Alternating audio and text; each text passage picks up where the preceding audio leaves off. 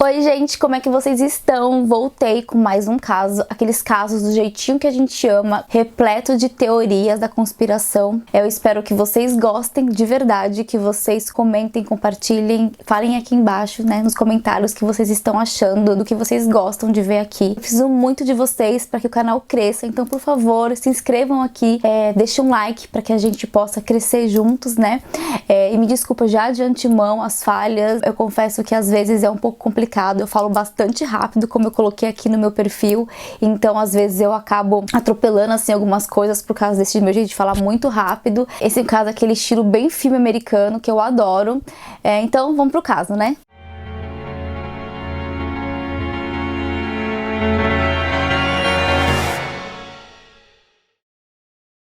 Garrett Wynne Williams nasceu em 16 de setembro de 1978 em Vale Anglesey, no país de Gales. Filho de Ian e Ellen Williams, ele tinha uma irmã mais nova chamada Carrie Sub. Garrett cresceu em Anglesey, no norte do país de Gales. Ele foi um gênio da matemática no ensino médio. Ainda no ensino médio, ele passou em todas as matérias com a nota A. Em 1997, aos 18 anos, Garrett saiu de casa para começar um doutorado na Universidade de Manchester em matemática, adquirindo um nível avançado de aprendizado. O professor Terry Hewitt sabia que ele iria longe. Ele era muito inteligente, abre aspas. Ele era muito reservado e trabalhava bem sozinho. Ele certamente não era um Dick, mesmo que fosse tão reservado, fecha aspas. Sua dissertação se concentrou em jogos de computador. Sempre foi uma paixão que ele não costumava expor muito, mas online ele tinha uma reputação como imbatível. 3 anos depois, aos 21 anos, Garrett foi abordado pelos serviços de inteligência britânicos que a universidade acredita ter visto suas precoces habilidades de jogos online. Além de jogar online, que era um vício secreto que ele tinha, ele amava andar de bicicleta com seu pai, que era o seu hobby. Esse hobby o levou a competir regularmente em corridas de estrada e contra-relógio.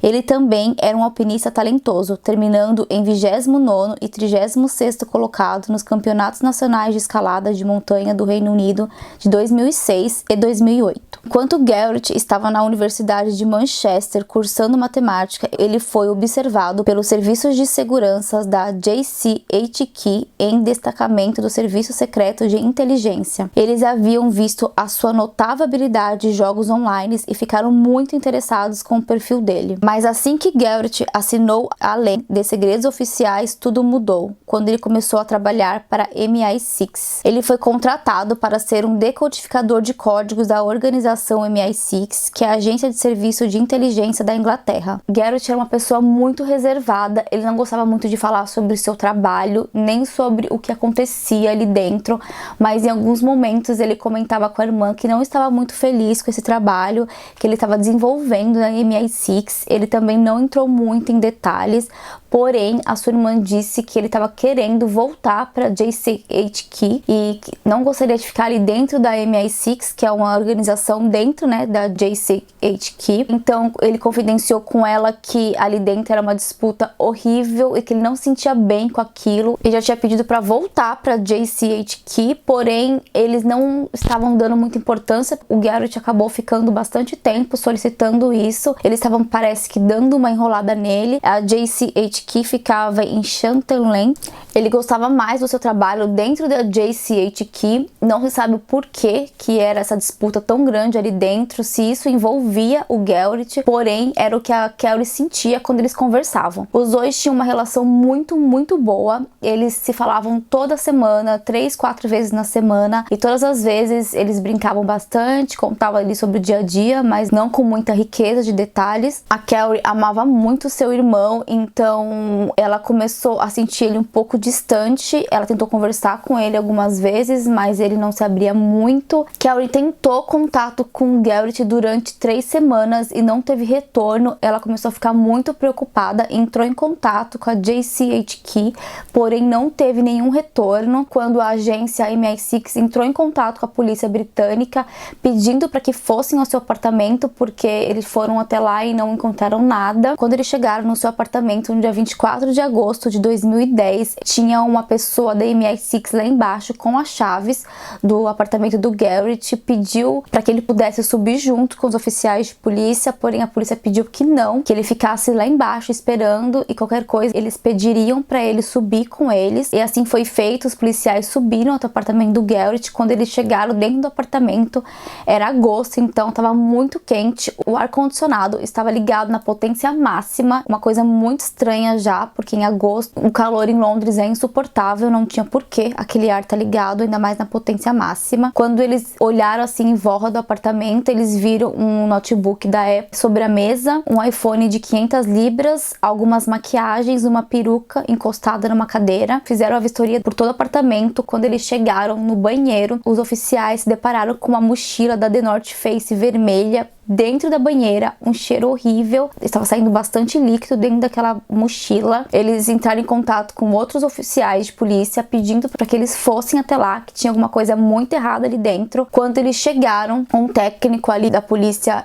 abriu a bolsa estava trancada com cadeado. Eles levantaram a bolsa e a chave estava embaixo da bolsa, que eles acharam muito estranho. A bolsa estava muito pesada, uma coisa muito fétida saindo de lá. Eles não estavam se aguentando ficar ali dentro. Quando eles abriram a bolsa, eles se depararam com o corpo do Garrett já em estado super avançado de decomposição. O corpo estava meio que os braços entrelaçados, não sei explicar muito bem como é que estava ali a cena na hora, porém os policiais ficaram incrédulos do que eles estavam vendo, né? Não entenderam o que tinha acontecido. A princípio, eles acharam que era um suicídio, que ele mesmo entrou na mala, porém é uma coisa muito sem sentido, sem nexo nenhum. Como que ele ia entrar dentro da mala, se trancar lá dentro com cadeado e ainda colocar a chave embaixo da mala? Não tem sentido nenhum isso, né? Mas vai saber o que passou ali na cabeça daqueles policiais na hora. O corpo do Garrett foi levado para autópsia, porém não tinha muito o que ser feito, porque, como eu disse anteriormente, o corpo estava em um estado avançadíssimo de decomposição, então conforme o ar ligado ainda acelerou ainda mais aquele processo, né, de decomposição do corpo.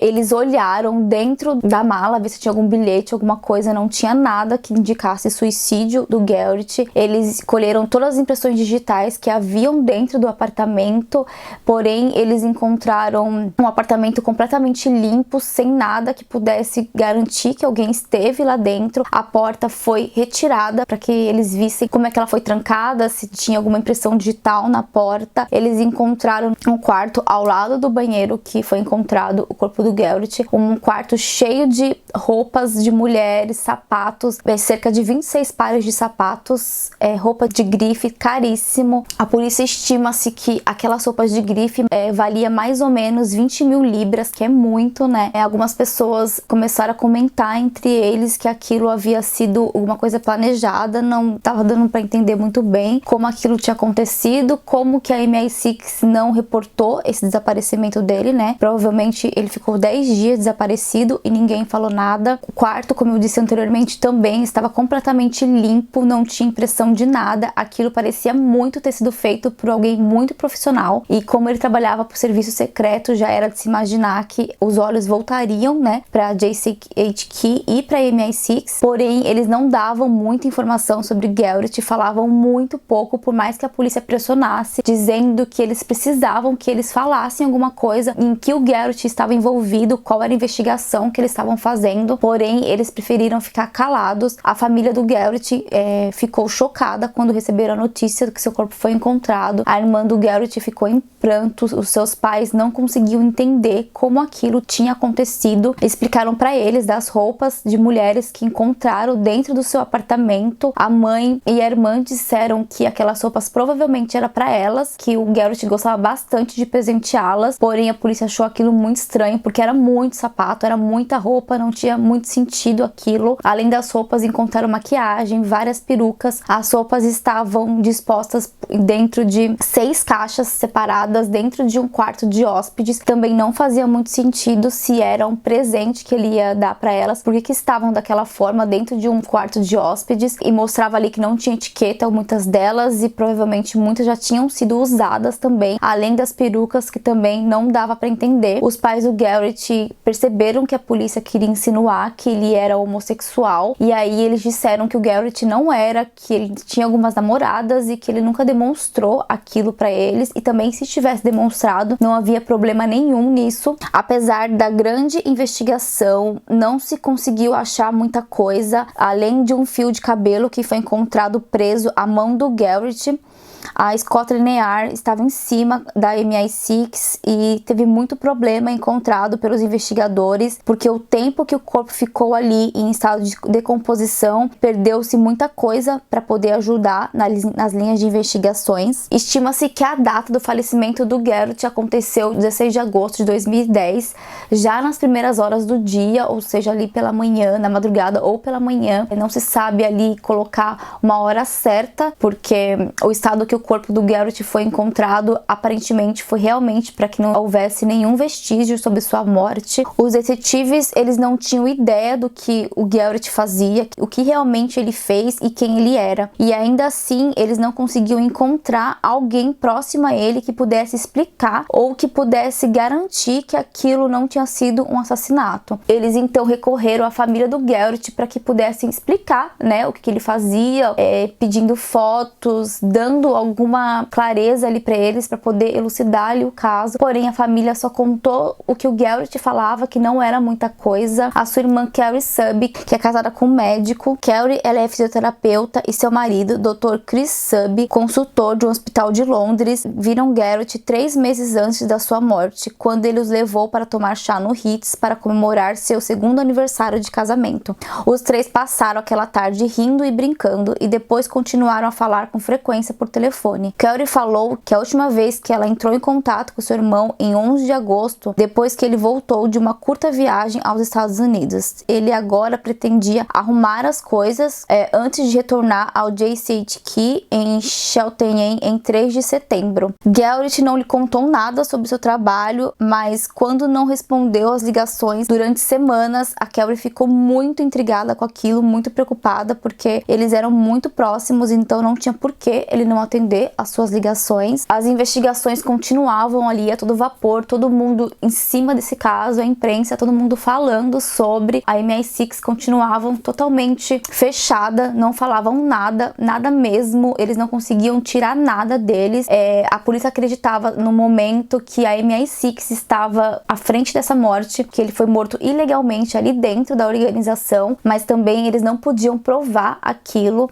Eles então entraram em contato com a Scotland Yard. Lendo o laudo do legista, informou que se ele morreu com veneno ou com alguma intoxicação por monóxido de carbono ou por asfixia de CO2, também eles não conseguiriam provar aquilo. Provavelmente ele não foi morto por asfixia mecânica, né, que alguém chega, força a sua garganta, também não conseguiram provar isso. A morte dele continua sendo uma incógnita. As investigações continuavam e a polícia percebeu que aquilo podia muito bem ser uma queima de arquivo. Começou diversas teorias ali sobre o caso, que eu vou falar delas daqui a pouco. O advogado da família, Anthony Ottoli, disse que significava que o corpo se descompôs muito rápido, arruinando todas as evidências que poderiam ser potenciais para elucidar o caso. Então, para ele, aquilo ia ficar muito tempo sem solução, o que acabou gerando enorme tristeza para sua família, porque eles enterraram o corpo do seu filho tão jovem e ainda sem entender o porquê ele acabou sendo morto. Aquilo não era uma morte natural, isso era óbvio. A Scotland Yard começou a pedir todas as câmeras ao redor ali do apartamento dele. A equipe da Vares Patisserie, nas proximidades, disse que na semana anterior, um homem que se encaixava na descrição de Garrett passou várias horas no café em dias consecutivos, sentado na parte de trás com um laptop, recebendo visitas ocasionais. Uma fonte de segurança disse que acreditava que Garrett estava trabalhando no oeste de Londres, monitorando uma das muitas embaixadas estrangeiras na área, assim como ele estava trabalhando durante suas recentes férias para os Estados Unidos. Em 15 de agosto, às 14 horas, ele foi filmado em um caixa eletrônico visitando Harrods, caminhando às 2h30 via Hans Crescent em Kenneth Breeze em direção a Sloane Street. Logo depois, ele desapareceu, ele não foi visto mais por nenhuma câmera após esse dia do caixa eletrônico. Quando eles verificaram o celular do Garrett, eles viram que ele havia apagado os seus dados no dia 15 de agosto, então não tinha nada ali no celular dele que pudesse mostrar alguma prova, e isso para a polícia também era uma coisa estranha, porque se a morte dele aconteceu no dia 16, como que ele sabia que algo ia acontecer? Porque ele apagaria, né, todos os dados do seu celular? Parece que ele estava prevendo a sua morte, não dá para entender o que aconteceu ali. Muitas pessoas diziam que o Garrett gostava de entrar em sites de sadomasoquismo, de vários jogos sexuais. A família negava isso, porém eles entraram no seu laptop e viram que ele gostava de entrar em sites obscuros, assim, de jogos sexuais, e que ele fazia alguns, aparentemente, pelas coisas que foram encontradas ali. Como eu disse, havia diversas teorias nesse caso. Uma das teorias que envolvem esse caso é que Garrett acabou sendo morto por algum colega de trabalho por conta das suas desavenças que haviam ali dentro, ou que ele estava se relacionando com alguém ali do trabalho. Muito se questionou nesse caso quem era a pessoa que estava com ele no apartamento, porque não foi provado que havia ninguém ali, porém a polícia acredita que haviam 3 pessoas ali com ele no dia. Infelizmente, quando não se pode provar, não tem muito o que se fazer nesse tipo de caso, porém a polícia agora tem certeza que ele não entrou sozinho naquela mala, que é uma coisa muito óbvia, né? Eles acreditam também em uma dessas teorias, é que ele gostava de jogos sexuais que envolviam claustrofobia. A família dele também nega que isso acontecesse. Eles também acreditam que ele entrou naquela mala fazendo algum jogo e esse jogo deu errado, ou que ele encontrou alguém online para poder participar desses jogos sexuais dele e também acabou levando para o outro lado e acabaram matando sem querer o Garrett. Além disso, além dos atritos que havia ali dentro da MI6, eles queriam saber em que ele estava envolvido naquelas investigações. Algumas pessoas relatam que ele estava envolvido com algumas investigações envolvendo a Rússia. Tudo isso são teorias, não se pode provar nada, porém a polícia continua até hoje investigando, não se sabe ainda nada sobre esse caso, não tem uma pessoa que possa trazer ali alguma coisa potencial para que esse caso seja realmente desvendado. Como eu falei antes, a família do Garrett foi a que mais ajudou nas investigações, dizendo ali o pouquinho que eles sabiam. A sua irmã, numa das entrevistas com a polícia, disse que ele odiava os atritos que tinham ali dentro. Ele não gostava dos flashcards, da cultura deles beber após o trabalho, e isso pode ter gerado algum conflito ali entre eles. A polícia conversou com Jenny Elliott, que alugava um quarto na casa perto de Cheltenham pelos 10 anos em que o Garrett trabalhou para JCH Key, antes dele se transferir para Londres no ano passado. O Garrett ligou para ela em agosto perguntando se ele poderia voltar, como se ela pudesse dizer não. Disse Jenny, ele era o melhor inquilino que alguém poderia ter. O apartamento do Garrett estava situado na Alderneys Street, em Pimlico, em Londres. Esse apartamento estava apenas a algumas centenas de metros da sede da MI6 em Vauxhall e foi usado pelo Serviço Secreto de Inteligência como uma casa segura. Todas as vezes que a MI6 era abordada para que eles dissessem o que havia acontecido naquela terrível noite de agosto, mas eles preferiam escondê-lo, afogando a verdade sobre o agente leal em um mar de fantasias e difamações sexuais. As alegações feitas sobre sua morte são tão ridículas a surto de serem insultuosas. As autoridades gostariam que acreditassem que não tinha nada a ver com o emprego na JCH Key e nada a ver com seu trabalho para a MI6, mas essa conta não está fechando. À medida que o tempo passa, as dúvidas estão se acumulando. Alguns especialistas disseram que encontraram o DNA numa toalha verde encontrada no apartamento do Garrett, porém não se pode também provar, é só uma teoria. Isso descartava que ele foi vítima de algum golpe russo, porque isso também estava andando pelos corredores ali da imprensa e da polícia, que isso também pudesse ter acontecido. Em 2012, havia evidências de DNA de pelo menos 2 pessoas, além de Garrett, nas amostras testadas. Também havia diversas manchas de sangue e uma evidência de uma luta com um terceiro antes que o corpo do Garrett fosse colocado dentro da bolsa. Um especialista disse que esta era uma das várias manchas que se diziam envelhecidas na aparência. algumas pessoas que estão investigando até hoje esse caso dizem que agora, né, cada dia aparece um avanço maior na tecnologia em descoberta de DNA, com aqueles fios de cabelos que foram encontrados na mão do Garrett. Pode ser que um dia que isso consiga provar quem foi o assassino do Garrett também. Isso é só uma teoria, não se sabe dizer se isso realmente vai acontecer. A família espera que sim, que isso um dia aconteça, que eles consigam dormir em paz, que eles pelo menos saibam quem foi que matou o Garrett. A especialista forense Angela Gallop diz que a nova tecnologia com o DNA 17, que examina 17 aspectos do DNA, deve ser usada na porta. Ela disse: é o tipo de outlier que deve ser descartado.